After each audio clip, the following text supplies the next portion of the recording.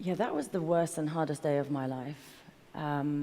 We had just come out of the basement of the hospital because a warplane was flying above, so we were all advised, as we always do, to go to the lowest part of the hospitals in case they target it. So we'd just come out, and one by one, we were seeing these ghoulish-looking children walking in.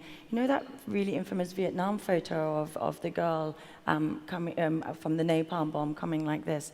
They were all literally coming in one by one, clothes are hanging off them, covered in white powder dust, with the most heart-wrenching smell of burnt, singed flesh coming in.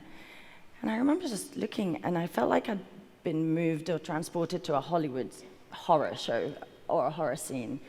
It was at the time when the last big chemical weapons attack had happened in Damascus. It was 5 days afterwards, so we didn't know what was happening. We thought, is this a chemical weapons attack? So we started to treat them as if they were, until we got the intelligence that it was a big incendiary weapon, which is basically a big ball of fire that was dropped from the airplane onto a schoolyard where 10 to 16-year-olds were waiting after school to be picked up by their children, by their parents.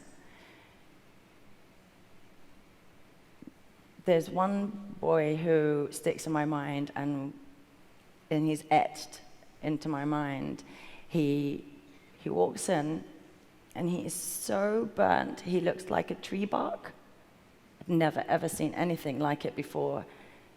And he'd lost all his hair, everything. He literally walked in solid, like so solid, he couldn't bend his arms.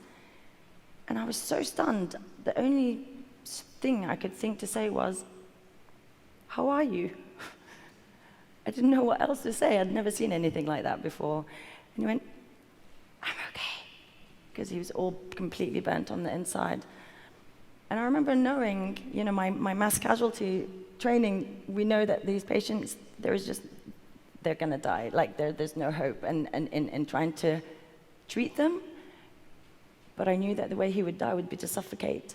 And that's why yesterday I was completely paralyzed, because seeing those images and those kids suffocating to death was what I saw in so many of those children on that day. And I knew he was gonna suffocate to death, so I did treat him so that he would slip away rather than kind of suffocate. And yeah, 10 of them, 10 died in our hospital and on the way to Turkey, and another 10 just arrived charred and completely burned.